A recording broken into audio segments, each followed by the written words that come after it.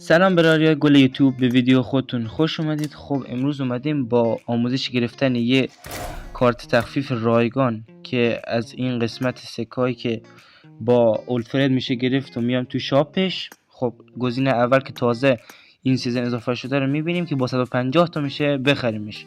خب این نوشته که 10 تا لاکی اسپین، برای هر اسپینی 10 تا میتونیم بزنیم. خب تاریخش هم که محدوده، یعنی زمانیه میره. خب با 150 تا میتونیم بخریم. خب چجوری حالا از این سکات جمع کنیم که این کارت تخفیف خریداری کنیم؟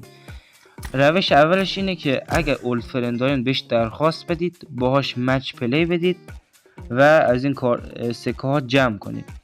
روش دومش اینه که اگر اولد فرند کافی ندارید و زمانمون هم که محدوده، میایم قسمت میشن، گزینه سوم، اینجا گزینه دوم، اینجا مای فرنداتون که اولد فرندتون نشون میده. اگه آنلاین بود خب بهش درخواست بدید، اگه نبود میاین این قسمت به اینا درخواست دوستی میدید.